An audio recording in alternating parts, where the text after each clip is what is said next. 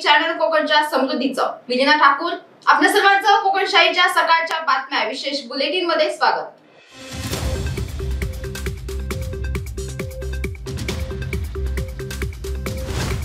मालवण तालुक्यातील हडी येथे अनधिकृत वाळू वाहतूक प्रकरणी 3 डंपर मालवण महसूल पथकाने पकडलेत। जिल्हा खनिकर्म अधिकारी साळवी यांच्या मार्गदर्शनाखाली मालवण महसूल पथकाने ही कारवाई केली आहे। 3 डंपरमध्ये प्रत्येकी 1 ब्रास वाळू सापडून आली आहे।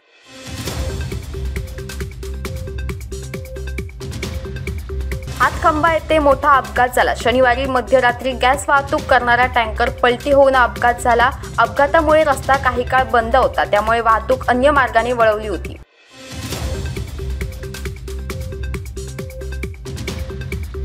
सावंतवाडी तालुक्यातील पारपोली येथे गवंडी काम करणारा परप्रांतीय कामगार विनोद महातो वय 42 हा गुरुवार 5 ऑक्टोबर पासून बेपत्ता झालाय। याबाबत आंबोली पोलीस स्थानकात ठेकेदार बाबू धुरी यांनी तक्रार दाखल केली आहे। विनोद महातो हा पश्चिम बंगाल राज्यातील पुरुलिया जिल्ह्यातील अरिता या गावचा आहे।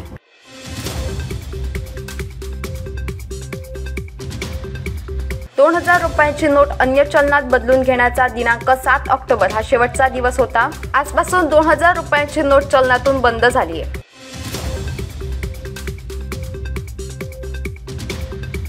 महाराष्ट्र राज्य परिवहन महामंडळाच्या वतीने कोकण ते मुंबई हा प्रवास आरामदायी होण्यासाठी आता शयनयान बस प्रवाशांच्या सेवेत रुजू होत आहे।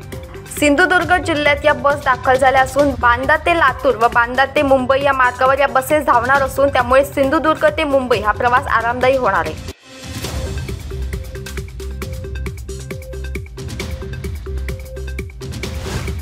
याबरोबरच कोकणशाहीच्या सकाळच्या बातम्यांमध्ये इथेच थांबतोय, पण तुम्ही मात्र दिवसभराचे अपडेट्स आणि ताज्या घडामोडी जाणून घेण्यासाठी कोकणशाहीचं YouTube चॅनल सबस्क्राइब करा, फेसबुक पेज लाईक करा आणि Instagram पेजला फॉलो करायला विसरू नका।